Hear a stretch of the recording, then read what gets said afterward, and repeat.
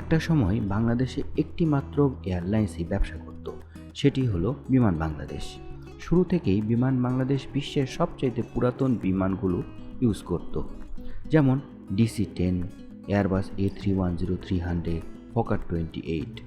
বিমান বাংলাদেশের নতুন যুগে তারা বোয়িং 777, 787, Q400, 737-এর মতো নতুন এয়ারক্রাফটগুলো ইউজ করা শুরু করে। কিন্তু 2024-এ এসে বাংলাদেশ বিমান তাদের পুরনো স্বভাব অর্থাৎ পুরাতন বিমান ইউজ করার প্রবণতাটা থেকে সরে আসতে পারে নাই।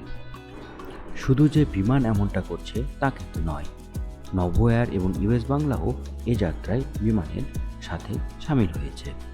আজকে আপনাদের বিমান বাংলাদেশ সহ বেসরকারি এয়ারলাইন্সগুলোর পুরাতন এয়ারক্রাফট সম্পর্কেই ধারণা দেওয়ার চেষ্টা করব। তো চলুন শুরু করা যাক। আমার এই চ্যানেলে আমি ট্রিপ রিপোর্ট এবং বাংলায় এভিয়েশনের বিশ্লেষণ প্রকাশ করে থাকি, আপনারা চাইলে সাবস্ক্রাইব করতে পারেন। দেশি এয়ারলাইন্সগুলোর মধ্যে সবচেয়ে খারাপ অবস্থানে রয়েছে নভো এয়ার।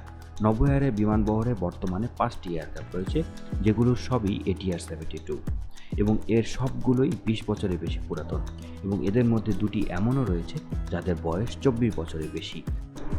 নভো এয়ার এইসব পুরাতন এয়ারক্রাফট চেঞ্জ করে নতুন যুগের এয়ারক্রাফট তাদের বহরে যোগ করবে কিনা এই বিষয়টি স্পষ্ট নয়। আবার স্পষ্ট নয় কেনই বা তারা এতদিনে এয়ারবাস A320 বহরে যোগ করার ঘোষণা দিয়েও যোগ করতে পারছে না। এ ব্যাপারে দ্বিতীয় অবস্থানে রয়েছে বিমান বাংলাদেশ। বিমান বাংলাদেশের বোয়িং 737গুলো সবচেয়ে বেশি বয়স্ক। বোয়িং 737-এর মধ্যে দুটি রয়েছে যারা 22 বছরের বেশি পুরাতন, এবং দুটি রয়েছে 14 বছর শেষ করল মাত্র, এবং এগুলো নিয়ে বিমানের ভবিষ্যৎ পরিকল্পনা কি সেগুলো স্পষ্ট নয়।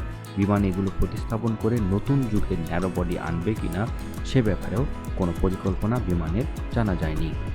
বোয়িং 737 ছাড়াও বিমানের বোয়িং 777গুলো তাদের বয়সের ছাপ দেখানো শুরু করেছে। অলরেডি তাদের দুটির বয়স 13 ছুঁই। এগুলো নিয়ে বিমানের আসলে ভবিষ্যৎ পরিকল্পনা কি সেটি আসলে জানা যায়নি।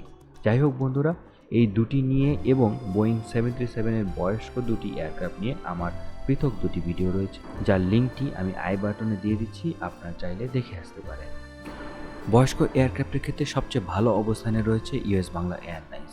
এদের একটি বোয়িং 737-800 20 বছর পার করেছে, যদিও তাদের আরও দুটি Q400 20 বছরের বেশি বয়স্ক, কিন্তু তারা এটি সার্ভিস থেকে বাদ দিয়ে দিয়েছে বলেই খবর পাওয়া যায়। যাই হোক বন্ধুরা, এই দুটি Q400 নিয়ে যদি আপনারা আরও কিছু জানতে পারেন তাহলে আমাকে লিখে জানাতে পারেন, আর এই সংক্রান্ত আপনাদের আর কিছু জানার থাকলে আমাকে লিখতে পারেন। আজকের ভিডিও এই পর্যন্তই। আপনারা সবাই ভালো থাকবেন। আল্লাহ হাফেজ।